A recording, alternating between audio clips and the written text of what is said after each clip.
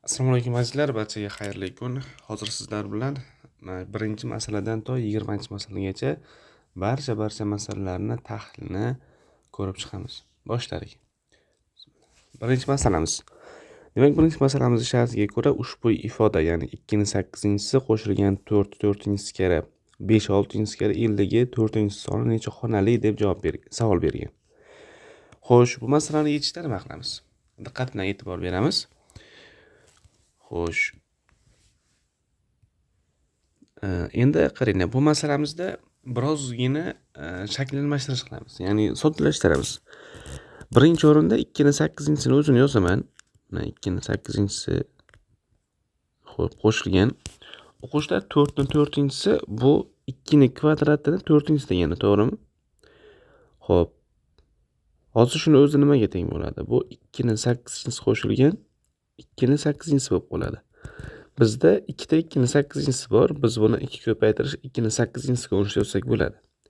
Endi bu ifodamiz nimaga teng bo'ladi? Bu 2 ning 1-si, 2 ning 1-sini 2 ning 8-siga ko'paytirsak 2 ning 9-si bo'ladi o'quvchilar. Ana endi davom ettiraman. Bu yerda demak mana 2 ning 9-si kara, xo'p 5 ning 6-si kara, mana bu yerda 50 ga 4-si bor. 50 ga 4-sini o'quvchilar biz xo'p 2 kara 5 kvadratining 4-si desak bo'ladi. Ya'ni qaysidir ma'noda mahrajda turgan 50 soni bor-ku, o'shani biz tub ko'paytuvchilarga ajratilgan holatda yozdik. Endi qavslar ocha olamiz bunda ham. 2 ning 9-si kara 5 6-si kara 2 ning 4-si kara 5 8-si barobar. Xo'p, 2 ning 9-sini 2 ning 4-siga ko'paytirsam 2 ning 13-si bo'ladi, ko'paytirish 5 6-sini 5 8-siga ko'paytirsam 5 14-si bo'ladi. Barobar. Davom ettiramiz o'quvchilar. Xo'p, biz buni bir xil daraja ko'rinishda yozaman, qaranglar. 2 ning 13-si kara 5 13-si kara 5 deb olaman. Ya'ni mana bu yerda turgan 5 14-sini biz 5 kara 5 13-si ko'rinishda yozsak bo'ladi albatta. Ya'ni bunga to'laqonli haqqimiz bor. Xo'p, yaxshi. Endi hozir mana bu birinchi hamda ikkinchi ifodalarimizda 2 ning 13-si hamda 5 13-sida bizda darajalar bir xil. Asoslar ko'paytiraman, shunda bu nima bo'ladi? 10 ning 13-si bo'ladi. Kara 5. Bu nima degani bu? 5 bu yoqda nollar ketadi. Nollarimiz soni 13 ta bo'ladi. Demak, bu sonimiz necha xonali deb savol bergan. Demak, sonimizda bitta 5 raqami bor hamda 13 ta 0 raqami bor. Demak, bundan kelib chiqadi, bu sonimiz 14 xonali o'quvchilar. Demak, bizda to'g'ri javobimiz B kalitda. Keyingisiga o'tamiz. Ikkinchi masalamizning shartida agar m hamda n sonlari natural son bo'lsa hamda shu shartni qanoatlantiradigan bo'lsa, hamda m va n sonlarining e kubi 5 bo'ladigan bo'lsa, m plus n ning qiymatini toping deb savol berilgan. Yuqoridagi ifodani birinchi o'rinda soddalashtiramiz. Buni biz 2 kara m plus n barobar 5 kara m minus n ko'rinishda yozsak bo'ladi. Endi o'quvchilar qavslar ocha olamiz bu yerda. Demak, 2 ta m plus 2 ta n barobar 5 ta m minus 5 ta n. Xo'p, soddalashtiradigan bo'lsak, mana 2m ni o'ngga, 5n ni chapga olib o'tamiz. Bunda 7 ta n barobar 3 ta m bo'lib qoladi o'quvchilar. Xo'p, yaxshi. Endi e kub m bilan n ga 5 degan. Ya'ni m hamda n sonlarining eng katta umumiy bo'luvchisi bu 5 ga teng ekan. Xo'sh. Endi nima qilamiz? Endi mana bu ikkinchi bergan ifodadan foydalanaman. Ikkita sonning e kubi 5 ga teng deb shart bergan, to'g'rimi bizga? Ikkita sonning mana e kubi 5 ekan. Xo'p, biz bu sonlarimizni nima deb yozsak bo'ladi? Men m ni 5x deb yozsam bo'ladi, n ni o'quvchilar 5y desam bo'ladi. Bunda, qaranglar, bunda mana bu x bilan y sonlarining e kubi 1 ga teng bo'lishi kerak. Ya'ni bular o'zaro tub son bo'lishi kerak. Shu shartni bajarish kerak. Endi belgilab olganlarimni mana topgan ifodamga keltirib qo'yaman. Demak, 7 ko'paytirish n ni o'rniga 5y qo'yaman. 3 ko'paytirish m ni o'rniga 5x qo'yaman o'quvchilar. Xo'p, yaxshi. 5lar qisqaradi bu yerda. Bizada bu 7 kere y xo'sh barobar 3 kere x bo'ladi. Shuni salgina tushunarli holatda yozaman. Misol uchun x taqsim y bo'ladigan bo'lsa, biz buni 7 taqsim 3 deb yozsak bo'ladi. X taqsim y 7 taqsim 3 ga teng hamda x va y agar e kubi 1 ga teng bo'ladigan bo'lsa, bundan kelib chiqadi x barobar 7, y barobar 3 bo'ladi aniq. Ya'ni boshqa holat bo'la olmaydi bu yerda. Endi o'rniga qo'yamiz. X agar 7 bo'ladigan bo'lsa, m ning qiymati 5 kere 7 bo'lib 35 bo'ladi. Xo'p, n ning qiymati mana y barobar 3 bo'lsa, bu 5 kere 3 bo'ladi-da, 15 bo'ladi. M hamda n sonlarimizni topdik. Bizani masalamizning shartida o'quvchilar bizdan n plus n ning qiymatini so'ragan. Demak, bu yerda n plus n nimaga teng bo'ladi? 35 qo'shilgan 15 bu 50 ga teng bo'lib qoladi o'quvchilar. Hamda bizda to'g'ri javobimiz qaysi kalitda? D kalitda. 3-masalamizga o'tamiz. Xo'p, 3-masalamizda demak doskaga sonli qatorlar yozilgan. Bunda birinchi qatorda 1 soni, ikkinchi qatorda 3 va 5 soni, uchinchi qatorda 7, 9, 11 sonlari. To'rtinchi qatorda esa 13, 15, 17 hamda 19 sonlari yozilgan va bu ketma-ketlik cheksiz davom etadi. Demak, bu yerda bitta narsaga e'tibor berishimiz kerak. Barcha to'q sonlar yozilgan. Mana birinchi qatorga 1 o'zi yozildi. Ikkinchi qatorga necha 3 bilan 5 yozildi. Uchinchi qatorga xo'p 7, 9, 11 yozildi. To'g'rimi? Xo'p, to'rtinchi qatorga mana 13, 15, 17, 19 yozildi. Ya'ni hamma to'q sonlar yozilyapti. Faqatgina nechanchi qator bo'lsa, o'shancha to'q son yoziladi. Misol uchun 5-qatormi? 5 ta to'q son yoziladi. Mana hozir 5-qatorimizda qaysi sonlar bo'ladi shunda? 21, 23, 25, 27, 29 sonlar bo'ladi. To'g'rimi? Xo'p, yaxshi. Savol bergan. X soni degan n-chi qatordagi eng kichik son degan. Y soni n plus 1-qatordagi elementlar soni degan. Xo'p, endi bu hokazo ketadigan bo'lsa, qaranglar. X mana n-chi qatorda bizda nechta son bo'ladi? N-chi qatorda n ta son bo'ladi. To'g'rimi? N ta to'q son bo'ladi. Xo'p, n plus 1-qatorda n plus 1 ta to'q son bo'ladi.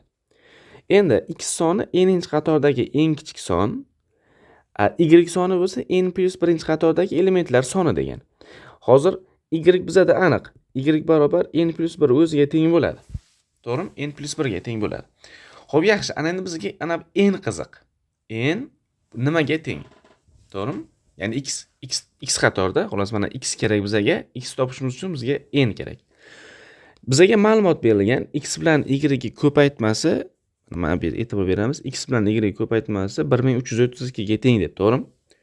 Xo'p, yaxshi. Shu yerda bitta ish qilaman. 1332 soni bor-ku, o'shani ko'paytiruvchi ajrataman. Mana 1332 ni ko'paytiruvchi ajratamiz.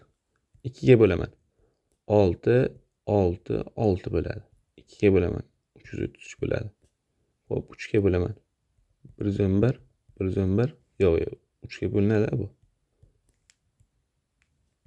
3 ga bo'linadi, 37 bo'ladi. 37 1.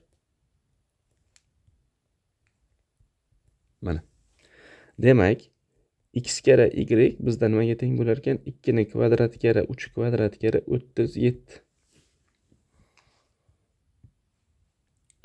Xo'p, yaxshi. Endi mana shu yerda tanlash qilsak ham bo'ladi o'zi aslida. Ya'ni tanlab topsak ham bo'ladi. Lekin buni tanlab topmasdan bitta yo'li bor. Diqqat bilan eshitasizlar, qaranglar buni.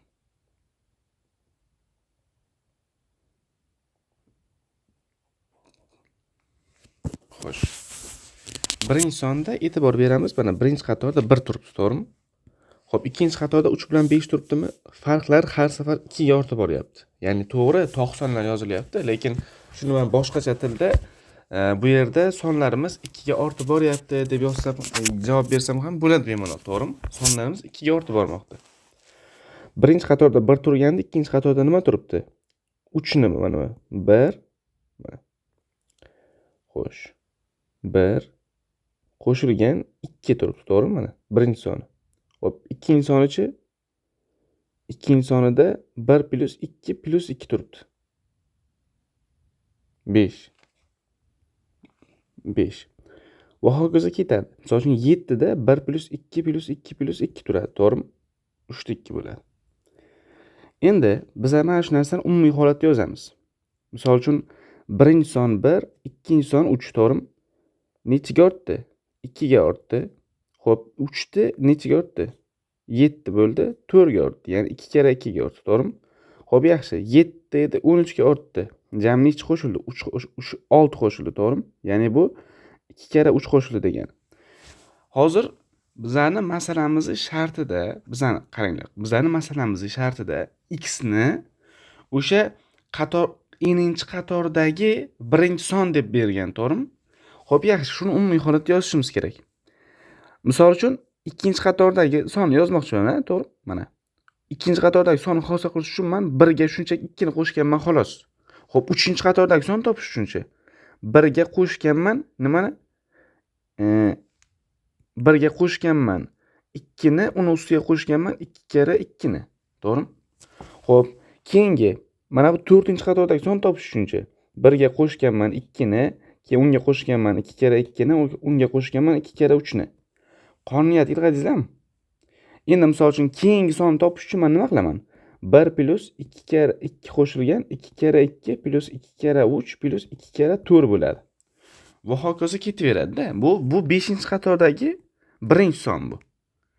Endi va hokazo n'inchi qatordagisini yozmoqchi bo'lsam men nima qilaman? 1 qo'shilgan mana bular hammasida 2 umumiy bo'lgani uchun olib chiqaman.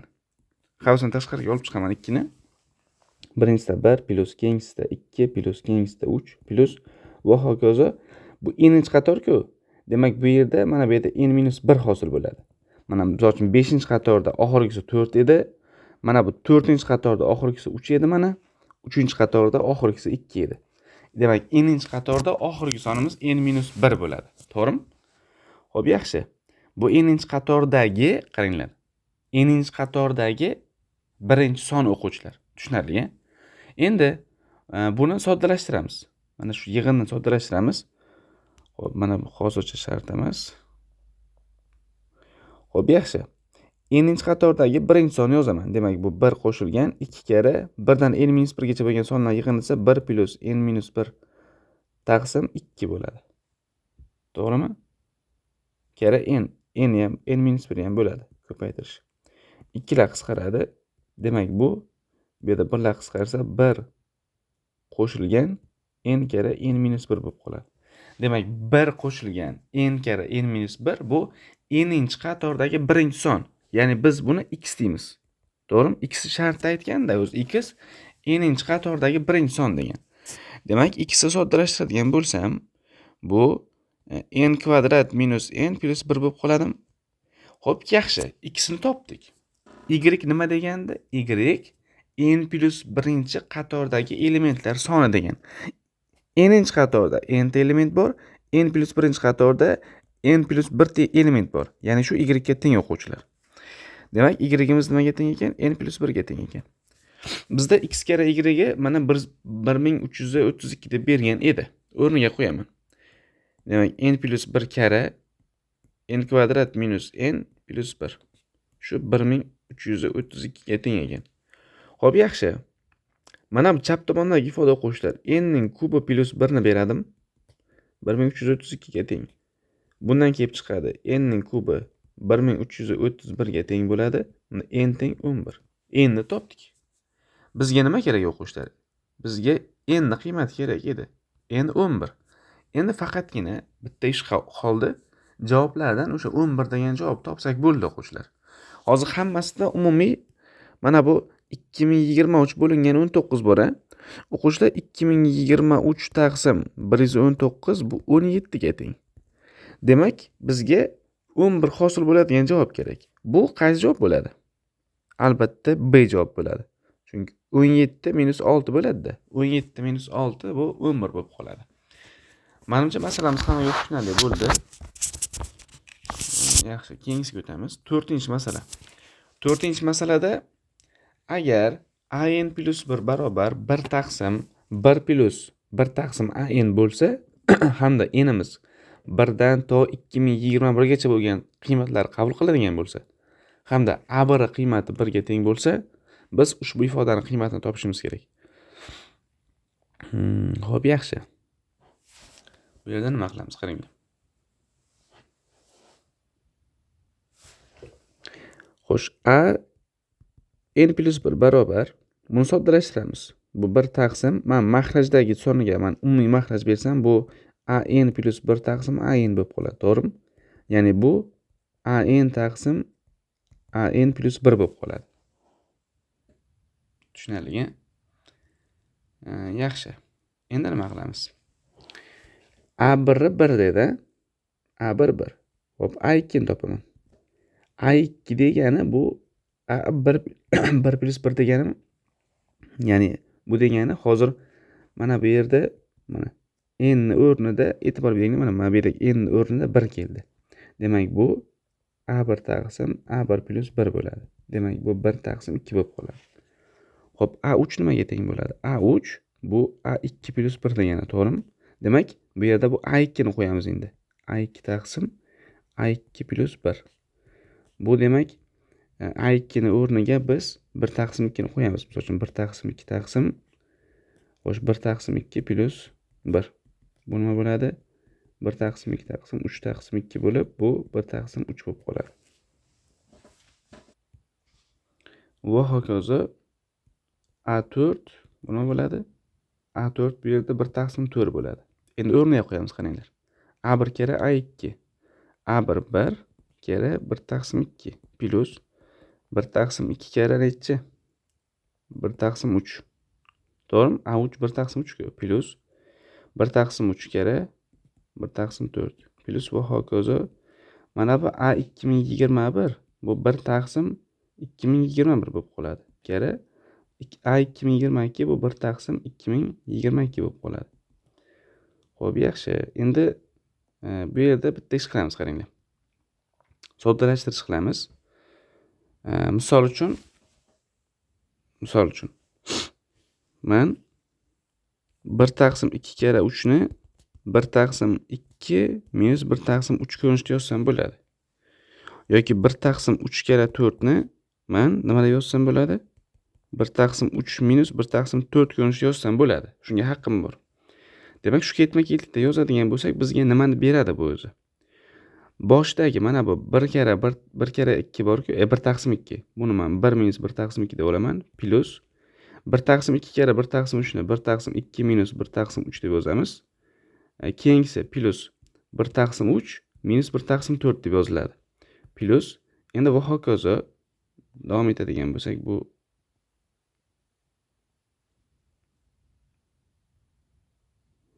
xo'sh.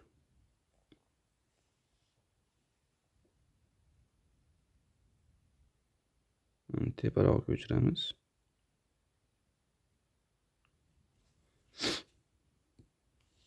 Bir taqsim 4 va hokazo. Oxirgisi 1 taqsim 2021 minus 1 taqsim 2022 bo'ladi. Endi mana bu yerda qarama-qarshi sonlar bor. Qisqarib ketadi bular. Buni o'rtadagi hamma sonlar qisqaradi. Faqatgina eng boshdagi bilan eng oxirdagi son qoladi. Ya'ni 1 minus 1 taqsim 2022 qoladi. Bu 2021 taqsim 2022 degan o'quvchilar. Demak, bizda to'g'ri javobimiz A kaliti.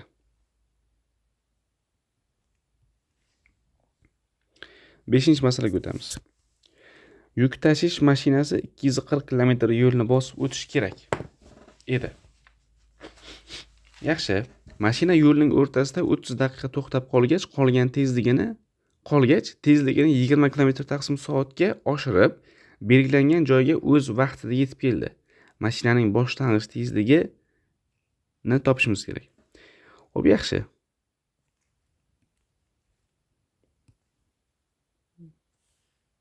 Mana. Deylik, yo'l u A shahardan deylik B shaharga kelishi kerak. Hozir ayni paytda mana shu orasidagi masofa 240 kilometr. Bu yerda men yozaman. AB deylik 240 kilometr. Xo'p. A va B shaharlar markazigacha keldi u. Ya'ni qancha masofani? 120 kilometr masofani o'zini tezligi bilan bosib o'tdi. Ya'ni deylik A shahardan u V tezlik bilan chiqqan bo'lsa, o'sha V tezlik bilan o'tdi. Endi mana bu qoq o'rtasiga kelganidan keyin u tezligini 20 km/soatga oshirdi. Nima bo'ladi bu? Shunda tezligi V + 20 bo'ldi. Nima uchun oshirdi tezligini? Chunki u 30 daqiqa mana bu yerda to'xtab dam olganda, o'sha dam olgan vaqtini yo'qotish uchun u o'tirib nimasini tezligini oshirgan u keyin. Xo'p, yaxshi. Lekin baribir ham vaqtda yetib kelgan. U qolgan mana bu 120 km masofani qanaqa tezlik bilan bosib o'tdi? V + 20 bilan. Yaxshi. Nima qilamiz? 120 ni V tezlik bilan bosib o'tdi, qo'shilgan. Keyingi 120 ni u V + 20 bilan bosib o'tdi. To'g'rimi? Plus yana 30 minut dam ham oldi yo'lda. 30 minut degani bu 30 taqsim 60 soat degani. Mana qaranglar. Hozir yo'lga ketkazgan jami vaqtini hisobladik bu yerda.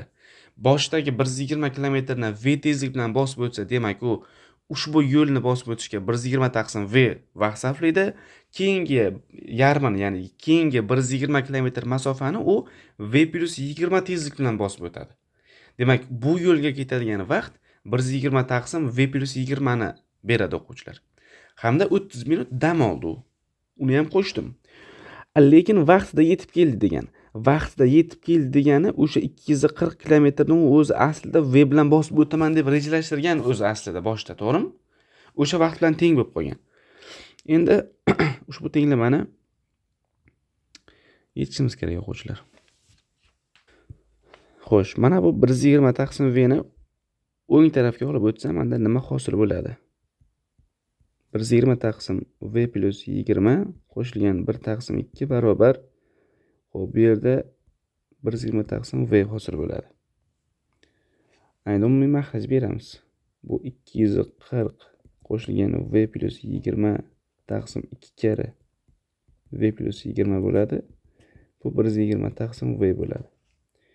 Xo'p, yaxshi, yana ko'paytiradigan bo'lsak, hozir bu 240 kara V + 20 bo'ladi. Qarama-qarshi sondan ko'paytirsak, bu yerda 240 ga mana bu 20 ni qo'shsak 260 bo'ladi. 260 + V kara V bo'ladi. Xo'p, yaxshi. O'quvchilar, bu kvadrat tenglamani hosil qilib, men bitta yechib ko'rdim. Ikkita javob chiqadi. V1 -80 chiqadi, ikkita qiymat chiqadi-da. V2 60 bo'ladi.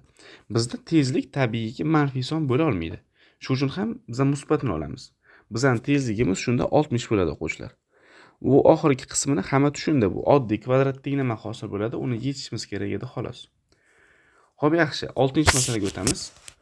6-masalamizda berilgan f(x) funksiya uchun z(x) barobar x kvadrat kara f(x) taqsim 4 bo'lsa degan, ya'ni shu shart bajariladi. Hamda f(x) grafiki berilgan o'quvchilar. Bunda f(x) funksiyamizning grafigi bir to'g'ri chiziqqa 2, 3 nuqtasida uringan. X 2 bo'lgan nuqtada urinib o'tgan. Hamda yana bir ma'lumot berilgan. Ushbu to'g'ri chizig'imiz x o'qi bilan 60 gradusli burchak tashkil qilgan. Buni ham inobatga olamiz.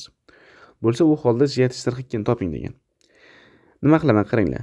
Buni topishim uchun mana buni ikkala tarafdan ham hosillanib yuboraman tepadagi ifodani. Demak, z(x) barobar x kvadratdan hosila 2x kara f(x) bo'ladi plus x kvadrat kara f(x) hosilasi taqsim shunchaki men 4 yozib qo'yaveraman. Buning hech qanaqa ta'siri yo'q. Menga ikkita narsa kerak. Ana endi x o'rniga 2 qo'yaman. Mana z(2) kerak bizga, to'g'rimi? X ni 2 qo'ysak bu 4 kara f(2) plus 2 ning kvadrati 4 kara f(2) bo'lingan 4. Endi qaranglar, ikkita ma'lumot kerak menga. Menga f(2) ning qiymati kerak hamda f(2) ning qiymati bor o'quvchilar. f(2) qiymati mana x teng 2 da funksiyamiz 3 degan qiymatiga erishgan. To'g'rimi? Demak f(2) 3. Bu topildi bu. Endi f(2) kerak. Buni qayerdan topamiz desa, f(2) bu o'quvchilar mana bu nimaga teng? Tangens alfaga teng. Tushunarli? Alfa mana bu yerda, mana burchak mana. Bu burchak. Buni topishimiz kerak. Alfa bu yerda 120 gradusli burchak. Demak bu tangens 120 gradus. Tangens 120 gradus o'quvchilar bu minusda ildiz uchi o'ziga teng. Demak f(2) minus ildiz uchga teng. Xo'p, bu uchun men nimani asos qildim? Bilamizki, hosilaning geometrik ma'nosi bor. Hosilaning geometrik ma'nosi o'zi nima edi? Shu savolga javob beraylik avvalambor. Hosilaning geometrik ma'nosi funksiyaning ma'lum bir nuqtasidagi hosilasining qiymati funksiya grafikiga aynan ushbu nuqtada o'tkazilgan urinmani burchak koeffitsiyentiga teng bo'ladi. Aynan mana shunga asoslandik. Endi o'rniga qo'yamiz. Xo'p, yaxshi. z(2) barobar o'rniga qo'yamiz. 4 kara f(2) mana yuqorida topdik 3. Xo'sh, qo'shilgan 4 kara minus ildiz 3 bo'lingan 4. 4lar o'zi qisqarib ketadi-da, bizada z(2) ning qiymati o'quvchilar nima bo'lib qoladi? 3 minus ildiz 3 bo'lib qoladi. Mana 4lar qisqarib ketadi-da. Shunda to'g'ri javobimiz D kalitda bo'ladi. Keyingi 7-masalaga o'tamiz. 7-masalada A jo'mrak bo'sh hovuzning yakka o'zi ishlab 9 soatda to'ldira oladi. A jo'mrak bo'sh hovuzni yakka o'zi ishlab 9 soatda to'ldira oladi. Demak, A jo'mragi ishlash tezligi o'quvchilar bizada 1/9. Ya'ni u butun boshli bir butunlik hovuzni 9 soatda bo'shatadi. Yaxshi. Endi C jo'mragimiz to'la hovuzni yakka o'zi 36 soatda bo'shatadi. Endi buni mana bu C jo'mragimizni bo'shatish tezligi 1/36 o'quvchilar. Endi B jo'mrak hovuzni o'zining darajasigacha 24 soatda bo'shatadi degan. Xo'p, jam hovuzimiz 1 butun edi, to'g'rimi? Hozir u ikkita qismga bo'lingan. Mana bu 2h, bu h balandligi, to'g'rimi? Jami 3h balandligini biz 1 butun deb oladigan bo'lsak deylik. Shunda h'imiz nima bo'ladi? 1/3 bo'ladi. Demak, 2h'imiz nima bo'ladi? Shunda 2/3 bo'lib qoladimi? Demak, u hovuzning 3dan 2 qismini 24 soatda bo'shatadi. Buni tezligini topish uchun nima qilamiz biz? Buni tezligini topish uchun 2/3 ni 24 ga bo'lamiz. Xo'p, yaxshi, shunda 2 bilan 24 qisqarsa 12. Bu 1/36 bo'lib qolar ekan. Buni bo'shatish tezligi. Yaxshi. Agar uchala jo'mrak bir vaqtda ochib yuborilsa, bo'sh hovuz necha soatda to'ladi? Bo'sh hovuzni necha soatda to'lishini topishimiz kerak. Qaranglar. Xo'p, birinchi o'rinda mana bu 2/3 qismiga e'tibor beramiz. 2/3 qismida A jo'mrak quyadi. C jo'mrak bilan B jo'mrak bo'shatadi. Bunga qancha vaqt ketishini topamiz. Qarang, 2/3 qismida nima bo'ladi? Nima jarayon bo'ladi? A jo'mrak 1/9 bilan qo'shadi. B jo'mrak 1/36 bilan chiqarib yuboradi. C jo'mrak ham 1/36 bilan chiqarib yuboradi. Xo'sh, buni hisoblasak bizda nima bo'ladi? Buni hisoblasak o'quvchilar 12 bo'lib qolar ekan. Endi kalkulyatorda hisobladim, vaqt ketmasin. Oddiy hisob-kitob bu o'zi aslida. Endi qolgan mana bu qismi bor-ku, mana h qismi. Bu yerda B qatnashmaydi. Chunki B o'zining darajasigacha bo'shatib bo'ldi. Endi o'zidan pastki qismini u bo'shata olmaydi-da. Buni inobatga olishimiz kerak. Demak, bu yerda faqatgina A hamda C jo'mraklar ishlaydi. U butun hovuzning 1/3 qismini A jo'mrak 1/9 bilan quyadi, C jo'mrak 1/36 bilan chiqaradi. Bu pastdagi mahrajda yozganim bu o'sha hovuzga tushadigan suv tezligi u. Xo'p, buni hisoblasak bizda 4 chiqadi. Demak, qaranglar. Hovuz yuqoridagi mana bu qismi 12 soatda to'ldi, pastdagi qismini to'lishiga 4 soat vaqt ketdi. Jami qancha vaqt ketadi shunda? 12 qo'shilgan 4 bo'ladi-da, 16 soat vaqt ketadi. Bizda to'g'ri javob B kalitda.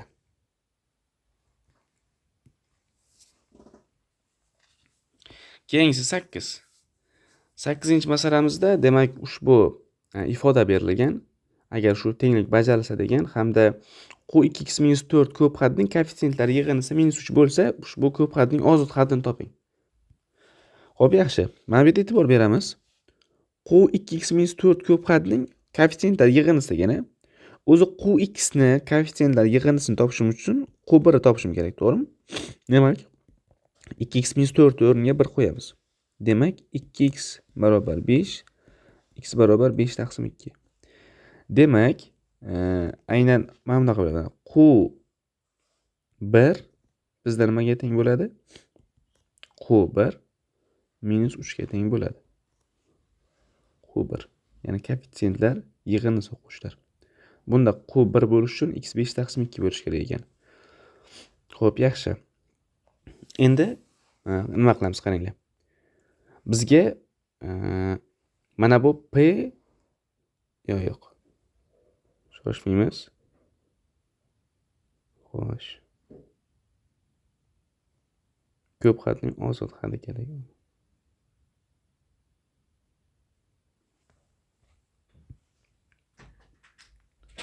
Xo'sh, qaranglar.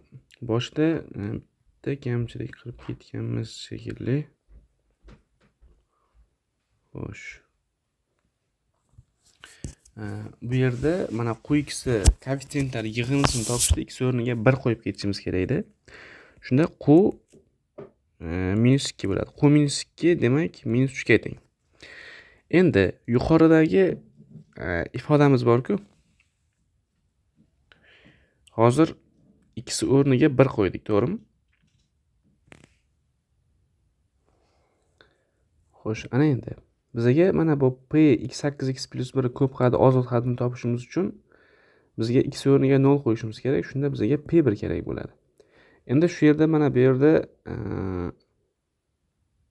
yuqoridagi ko'p ifodamiz bor-ku.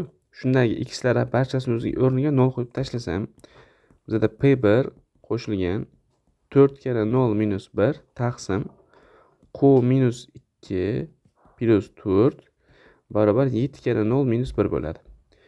Endi P1 minus 1 taqsim Q minus 2 bu minus 3 ga teng, minus 3 plus 4 barobar minus 1.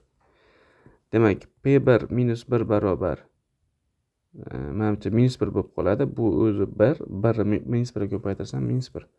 Demak, P1 o'quvchilar bizda 0 bo'ladi.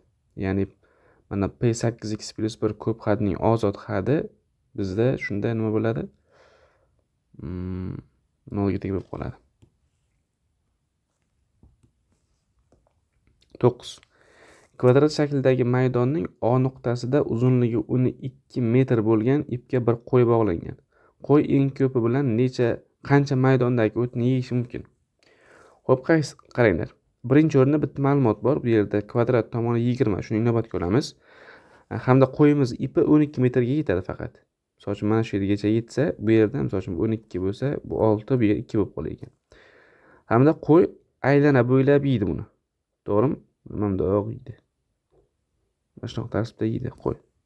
Hozir o'tdi, to'g'rimi? Hamda mana bu yergacha keladigan masofa ham bizda 12 bo'ladi, to'g'rimi? Yaxshi, endi qaranglar. Ma'lumot bo'ladi. Bu hozir 90 ku. Mana bu yer 30 gradus bo'ladi. Shunda mana bu yer 60 gradus bo'ladi. Xo'sh, mana bu yer 120 gradus bo'ladi. Birinchi o'rinda mana bu sektor yuzasini topamiz.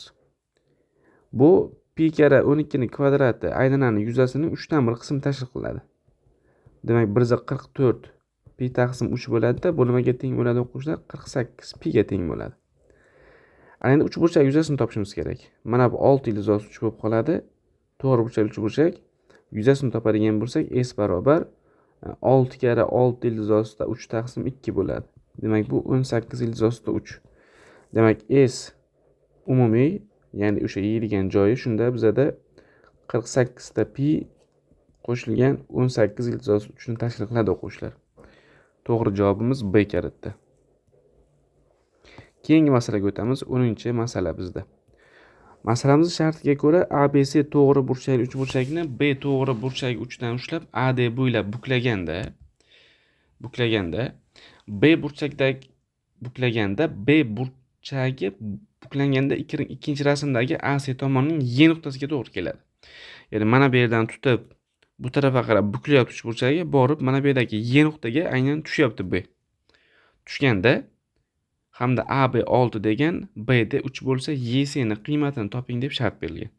YC ni qiymatini topishimiz kerak. Xo'p, yaxshi.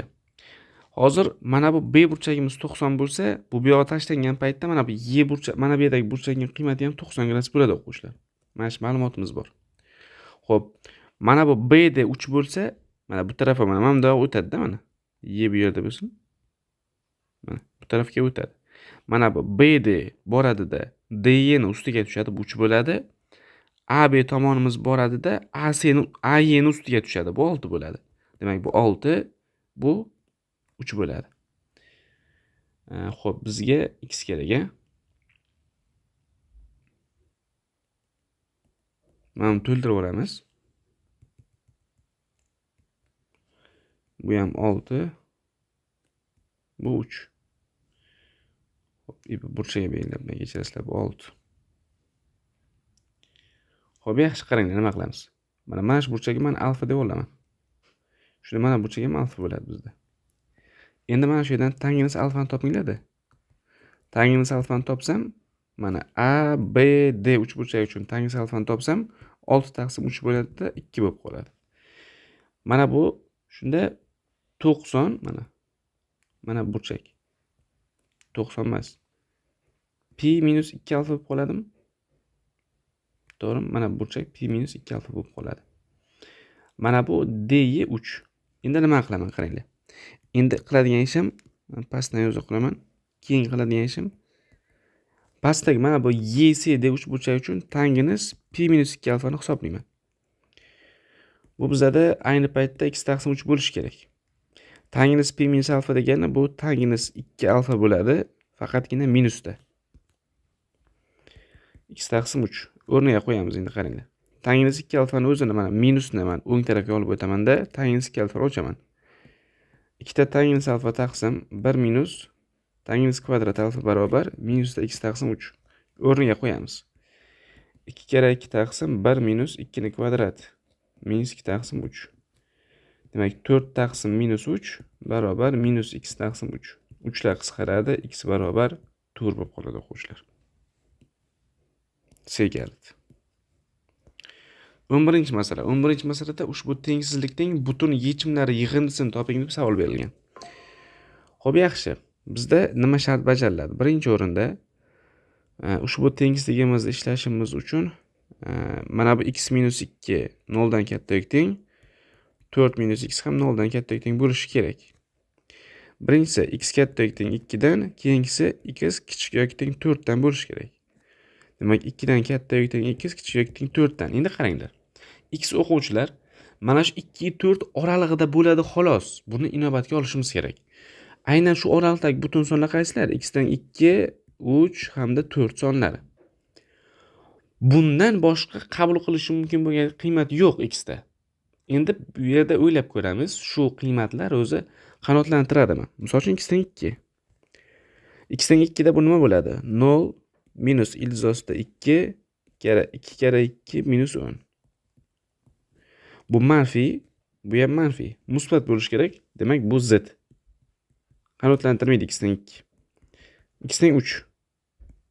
Ilzosida 1 minus ilzosida 1 kere 2 kere 3 minus 10. Bu qanotlantiradi. Chunki mana bu 0 bo'lib ketadi. Qanotlanadi. Ana endi x dan 4. Bu ilzosida 2 bo'ladi. Birinchisi ko'paytirish, ikkinchisi 2 ni o'zi bo'lib qoladi. 2 kere 4 8 minus 2 bo'lib qolgan. Bu haqiqatda 0 dan kichik. Demak, bu qanotlantiradi. Bu ham ma'qul. Demak, 3 bilan 4 sonlari to'g'ri keldi. Ya'ni yechimlar bo'ladi. Ular yig'indisi. 3 ga 4 qo'shsam qo'sha bizda 7 bo'ladi. To'g'ri javobimiz qaysi kalitda? B kalitda. 12-masala. Agar 60 faktorial taqsim 30 faktorial ushbu ifodaga teng bo'lsa hamda C soni 2 ga ham 3 ga ham bo'linmasa, A plus B ni qiymatini toping deb shart berilgan. Nima qilamiz? Xo'p, qaranglar. O'zi mana shu 60 faktorial ichida, mana shu 60 faktorial o'zi 2 ning qanday eng katta darajasiga bo'linadi, shuni topib olaman. 60 ni 2 ga bo'laman, butun qismini olamiz. Qo'shilgan 60 ni 4 ga bo'laman, butun qismini olaman. 60 ni 8 ga bo'laman, butun qismini olaman. Ya'ni 2 ning darajalariga bo'lib chiqaman-da. 60 ni 16 ga bo'laman, butun qismini olaman. Hamda 60 ni 32 ga bo'laman, butun qismini olaman. Keyingisini olmayman, chunki keyingisi 64 bo'ladi. Yig'intisini hisoblasak, 30 qo'shilgan 15 qo'shilgan, xo'p, 7 qo'shilgan, xo'p, 3 qo'shilgan 1. 45, 45 ga 7 ni qo'shsak 52, 52 ga 4 qo'shsak 56. 60 faktorial o'quvchilar 60 faktorialni biz ko'paytiruvchiga ajratgan paytimizda nima bo'ladi qaranglar. Bu 2 ni 56-skari nimadirlar bo'ladi-da xullas. Endi 30 faktorial ajrataman. 30 faktorial ichida 2 ning qanday eng katta darajasi bor? 30 taqsim 2 qo'shilgan 30 taqsim 4 qo'shilgan 30 taqsim 8 qo'shilgan 30 taqsim 16. Hisoblasak nima bo'ladi? 15 qo'shilgan, xo'sh, 7 qo'shilgan, 3 qo'shilgan 1. 15 ga 3 deylik 20, 1 ga 7 8, 28 bo'lar ekan. Demak, 30 faktorial o'quvchilar 2 ni 28-siga bo'linar ekan, eng ko'pi bilan. Demak, shu yerda bitta narsa chiqadi, qaranglar. 2 ni 56 taqsim 2 ni 28-si bo'lsa, bu 2 ni 28-si bo'lib qoladi. Demak, bu yerda A ni qiymati o'quvchilar 28 ga kelib chiqadi. Endi B ni topishimiz kerak. B bu 3 darajasi. Nima qilamiz bu uchun? 60 faktorial 3 ning qanday eng katta darajasiga bo'linadi, shuni topamiz. 60 taqsim 3 qo'shilgan 60 taqsim, hop, 3 kvadrati 9 qo'shilgan 60 taqsim 3 kubi 27 bo'ldi. Barobar birinchisi 20 plus keyingisi 6 qo'shilgan keyingisi 2. Bu ham 28 bo'ldi. Endi 30 faktorialni o'zi 3 ning qanday eng katta darajasiga bo'linadi, buni topamiz. 30 taqsim 3 qo'shilgan, mana bu yer to'g'ri. Keyingisi 30 taqsim 9 30 taqsim 27 barobar 10 3 1 14. Endi qaranglar, 30 faktorial o'sha 3 ning 14-siga bo'linar ekan. Ana endi 3 ni 28-sini 3 14-siga bo'lsak, bizda 3 14-si bo'lib qoladi. Demak, bundan kelib chiqadi B barobar 14. A ni topdik, B ni topdik. Bizdan A plus B ni yig'intisini so'ragan, ya'ni ikkita sonni yig'intisini so'ragan. Bunda A plus B ni qiymati shunda, mana 28 ga 14 qo'shsak necha bo'ladi? Biror joyda xato qildikmi deyman. Xo'p, 60 taqsim 2 bizda nimani beradi? 30, 15, 7, xo'p, 16 ga bo'lsak 3, 1, 45, 45 ga 7 ni qo'shsak 52, 52 ga 4 qo'shsak 56. Endi 30 faktorial 2 ga bo'lib chiqamiz. 2 ga bo'lamiz, 4 ni 8 ga 16 ga. Xo'p, 15, 7, 3, 1, 8. Mana bu yerda xato qilibmiz. Men to'g'risi xato qilibman, kechirasizlar. 15 ga 3 qo'shsak 18, 18 ga 8 qo'shsak 26 bo'lishi kerak. 20 necha deb ketdik? 28 deb ketibmiz. Shunda mana bu yerda pastda 2 ni 26-si bo'ladi. Shunda A teng 30 bo'lib qoladi o'quvchilar. Mana bu 30-si bo'lib qoladi. Shunda 30 qo'shilgan 14 bo'ladi-da. 30 qo'shilgan 14 bo'lib 44 bo'lib qoladi. Demak, to'g'ri javobimiz A katta. 13-masala. Markazlari ABC uchburchakning uchlarida joylashgan shakldagi 3 ta aylananing radiuslari teng bo'lib, har biri 2 sm ga teng. Agar ABC uchburchakning perimetri 20 sm bo'lsa, bo'yalgan soha yuzasini toping deyilgan. Qaranglar. Unda qilib olaman. Tomonlar davom ettiraman. Bu tomonni ham davom ettiraman. Bu tomonni ham davom ettiraman. Bu tomonni ham davom ettiraman. Yo'q. Xato fikrladik. Davom ettirmayman. Mana deb perpendikulyar urinma tushiraman. Perpendikulyar tushiraman, ha. Mana. Deriga o'quvchilar uchburchagimiz tomonlari ABC. Bizga teng tomonlar ham demaganki, faqatgina perimetrni bergan. Perimetr 20 degan. Misol uchun mana bu tomon A, bu tomoni B, bu tomoni C bo'lsa, demak bizda A plus B plus C nima bo'lishi kerak? 20 bo'lishi kerak. Endi mana bu yerdagi 4 burchakka qaranglar. Mana shu 4 burchak bo'lib qoladi, to'g'rimi? Shu 4 burchak bir tomoni B, bir tomoni 2. Mana 4 burchak o'tamiz. Bir tomoni C, ikkinchi tomoni 2. Uchinchi 4 burchak o'tamiz. Bir tomoni A, ikkinchi tomoni mana 2. Yuzasi nima bo'ladi shunda? 2A qo'shilgan 2B qo'shilgan 2C. Mana har bitta 4 burchak tomonlarni yuzlarini qo'shdik. Bu 2 ko'paytirish A plus B plus C bo'ladi. Bu A plus B plus C'ning o'zi mana 20 ga teng, demak bu 40 bo'lib qoladi. Keyingi masala, mana bu uchdagi qismlari yuzalari qoldi. Mana 1, 2, 3 ta burchakdagi qismlari yuzalari qoldi. Bu nima bo'ladi? Ya'ni mana shu savolga javob topishimiz kerak. Xo'p, qaranglar. Mana bular 90 dan, to'g'rimi? Mana bu ham 90, bu ham 90. Demak, bu ikkita burchak yig'indisi 180 bo'ladimi? Ya'ni misol uchun bu alfa bo'lsa, mana bu 180 minus alfa bo'ladi. Xo'p, misol uchun bu beta bo'lsa, mana bu yerdagi burchak bu yerdagi burchak 180 minus beta bo'ladi. Misol uchun mana buni gamma deb olsak, mana bu yerdagi mana bu burchak bizada 180 minus gamma bo'lishi kerak. Chunki mana bu ikkitasi 90 dan-da, 4 tasining yig'indisi 360 bo'lishi kerak. Xo'sh, bizda qaranglar, alfa plus beta plus gammaning 180 gradusligi ham bor. Buni ham inobatga olamiz. Endi nima qilamiz, qaranglar. Mana bu aylanani nimalari bor-ku, mana bu sektorlar. Shular burchaklarni ham qo'shaman. 180 minus alfa qo'shilgan, 180 minus beta qo'shilgan, 180 minus gamma. Jam bo'lib 540 minus alfa plus beta plus gamma bo'ladi, to'g'rimi? Buni o'zi 180. 540 dan 180 ni ayirsak necha bo'ladi? 360 bo'ladi, o'quvchilar. Demak, bu degani, hozir mana shu 3 ta aylanani bo'laklarni qo'shsak, bitta yarim aylana hosil bo'lar ekan, 360 gradusli. Uni yuzasi pi r kvadrat, to'g'rimi? Radius 2. S aylana bu. Pi kara 2 ning kvadrati bo'lib, bu 4pi bo'ladi. Shunda jami bo'lib bo'yalgan sohaning yuzasi 4pi qo'shilgan necha bo'ldi? 40 bo'ldi. To'g'ri javobimiz D kaliti.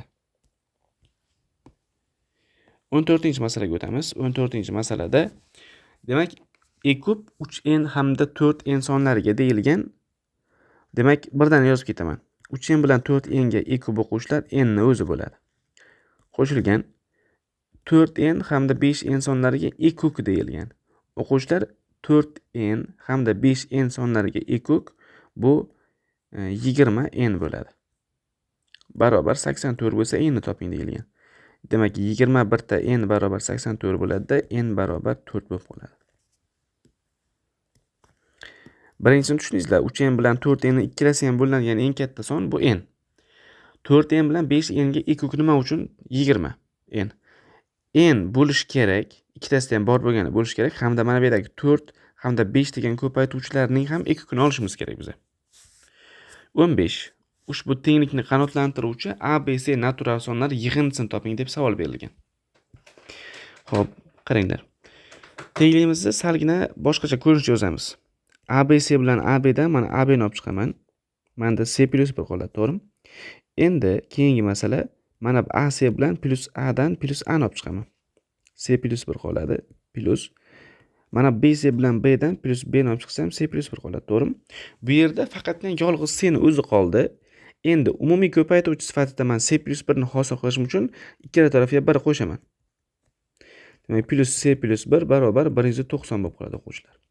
Endi mana shu 4 ta qo'shuvchining har biridan men C plus 1 olib chiqsam, menda AB plus A plus B plus 1 qoladi.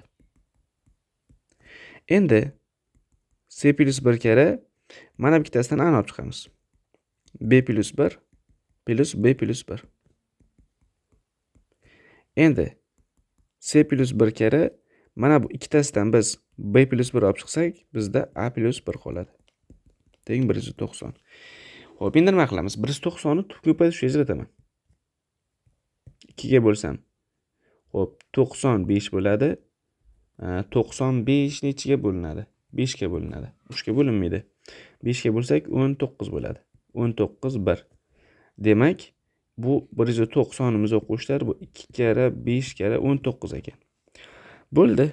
Bu 2, bu 5, bu 19 desak bo'ladi. Demak, C teng 1, B teng 4, A teng 18 bo'ladi. Demak, A plus B plus C shunda bizda nima bo'ladi? 18 qo'shilgan 4 qo'shilgan 1 bo'ladi. 23 bo'ladi. To'g'ri javobimiz D kaliti. 16-masala. A va B shaharlari orasidagi masofa 80 kilometr. Demak, ikkita shahar orasidagi masofa 80 kilometr ekan.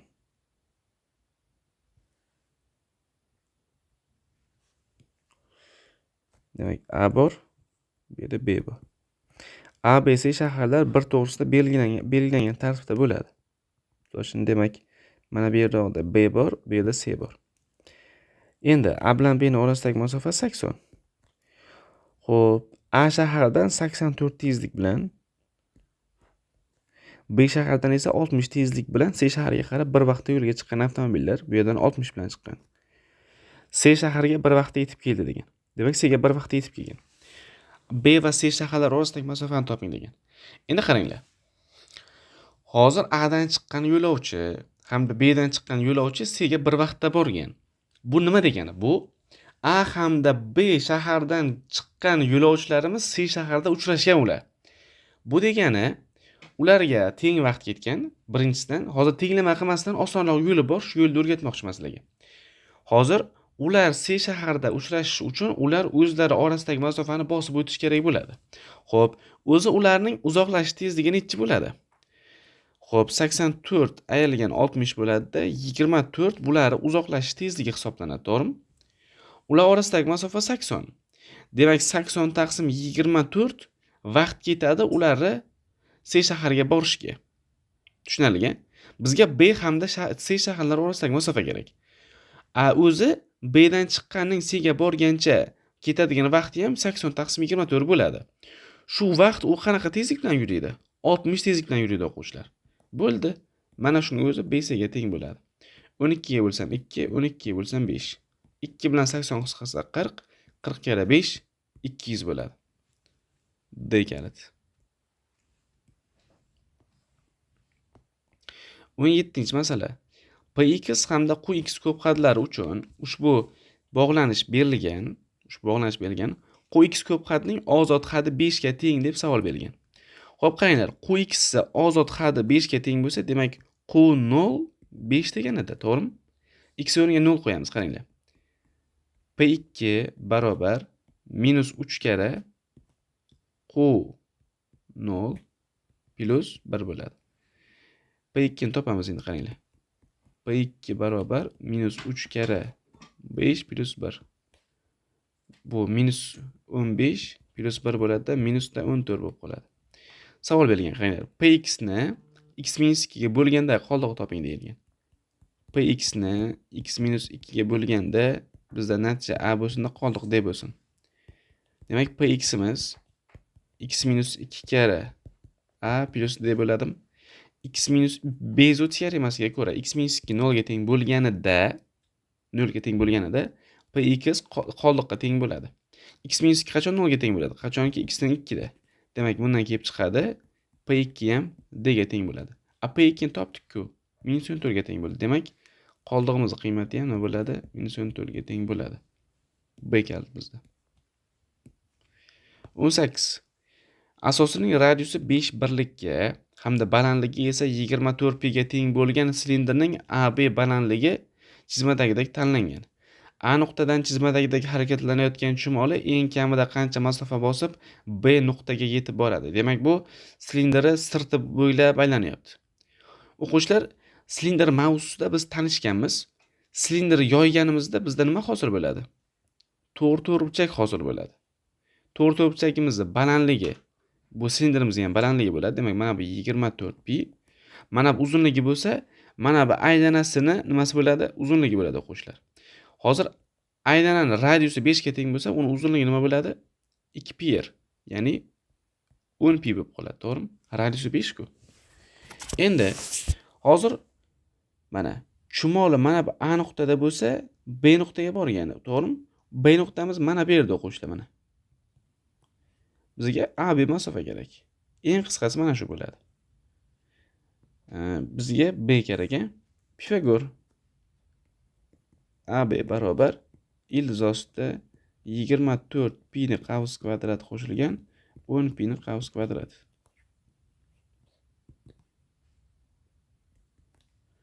Xo'sh, ildiz ostida 24 kvadratni 576 mi? Qo'shilgan 100. Pi ni tashqariga chiqarib beramiz. Ildiz ostida 676 pi.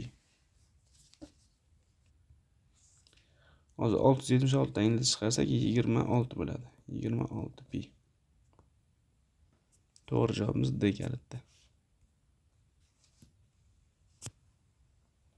19. Demak, Ali degan bola bor ekan. Alining dironi tomonidan kvadrat shaklidagi yer suratga olingan. Demak, kvadrat shaklida bitta qism shunchaki suratga olingan. Kvadrat shaklida olgan rasmi. Daryoning egallagan maydoni butun rasm maydonining 50% qismini tashkil etadi. Kvadratdagi tomon uzunligini toping deyilgan. Demak, mana bu daryoning uzunligi jami maydonning 50% ni tashkil qilar ekan o'quvchilar. Shu ma'lumotimiz bor. Deylik tomonning uzunligi A bo'lsin. Shu kvadrat tomon uzunligi A bo'lsin, biz shuni topishimiz kerak, a? Agar kvadrat tomon uzunligi A bo'lsa, mana bu qismi A-5 bo'ladi. Mana bu qismi A-2 bo'ladi. Mana bu qismi A-6 bo'ladi. Bu qismi A-3 bo'ladi. Endi yer maydonlarini qo'shaman, qaranglar. A-5 ni mana yuqoridagi A-2 ga ko'paytirib 2 ga bo'lganim, bunga qo'shaman. Mana birinchi yer maydoni bu, ikkinchi yer maydoni bu. Bunga qo'shaman endi. A-3 kara A-6 taqsim 2. Shu teng bo'ladi o'quvchilar A kvadrat taqsim 2 ga. Ya'ni butun kvadratning yarmiga teng bo'ladi yerlari yig'indisi. Ochib chiqamiz. A kvadrat minus 7 ta A plus 10 2 ga ko'paytirib yuborsam mahrajlar yo'qoladi. A kvadrat minus 9 ta A plus 18 barobar A kvadrat. A kvadratlar qisqaradi.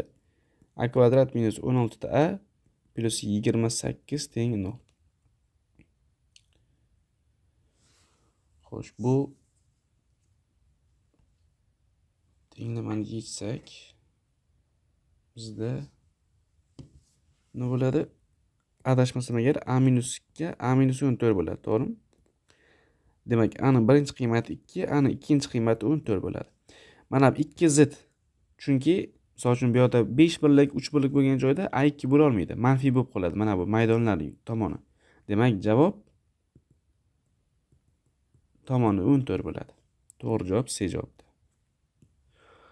Oxirgi 20-masalamiz. Bizga o'quvchilar minus x kvadrat plus x plus 6 funksiya grafigi OX o'qi bilan demak D hamda Y nuqtalarida kesishar ekan mana. Grafik berilgan. Demak, D hamda Y da x o'qi bilan kesishadi. Adashmasam agar A da Y o'qi bilan kesishadi. Funksiyani to'g'ri chizig'imiz D hamda C nuqtalarida kesadi. Mana D hamda C nuqtalarida to'g'risi kesib o'tadi. Agar ikkita AO 3ta AB ga teng bo'lsa, C nuqtaning kanatlari yig'indisini toping degan. Ikkita AO shartini yozib oling, teng bo'ladi. Nimaga? 3ta AB ga. Xo'p, parabolani tenglamasi y barobar minus x kvadrat plus x plus 6. Xo'p, qaranglar, grafikni chizamiz. X ga 0 bersam, y 6 bo'ladi. Demak, aniq kanatasi 6 bo'ladi. Xo'p, buni 0 ga tenglashtiraylik. X kvadrat minus x minus 6 teng 0. Bu x minus 3 x plus 2 bo'ladi. To'g'rimi? x1 3, x2 minus 2. Bu nuqtalarda funksiyamiz x oqini kesib o'tadi. Demak, y nuqtani koordinatasi 3, d nuqtani koordinatasi minus 2. Xo'sh, endi qaranglar, ikkita AO deyilgan. O hozir aynan markaz mana bu koordinata boshi bilamiz, a? Hozir 2 kere 6, AO ni o'rniga 6 qo'ydim, 3 ta ABga teng ekan. 3 kere AB. 3 bilan 6 qisqaradi 2, demak AB necha ekan? 4 ekan. AB masofa 4 bo'lsa, mana masofa 2 bo'ladi-da. To'g'rimi? Yaxshi, endi qaranglar. Hozir mana bu qizil to'g'risig'imiz D hamda B nuqtalaridan o'tadi. D nuqtani koordinatasi minus 2 0, B nuqtani koordinatasi 0 2. Y barobar kx plus b. Tenglamasini tuzamiz o'quvchilar. X o'rniga minus 2 qo'yaman. Minus 2 k plus b teng 0 bo'ladi. X o'rniga 0 qo'ysam b barobar 2 bo'ladi. Minus 2 ta k plus 2 teng 0 bo'lsa, demak k barobar 1 bo'ladi o'quvchilar. Demak bu y barobar k ni o'rniga 1 qo'ysak x plus 2 bo'ladi. Bizga C nuqtaning koordinatasi kerak o'quvchilar. C nuqta bu mana bu parabola hamda to'g'risiq kesishgan nuqta. Bu nuqtada ikkitasining qiymati bir xil bo'ladi.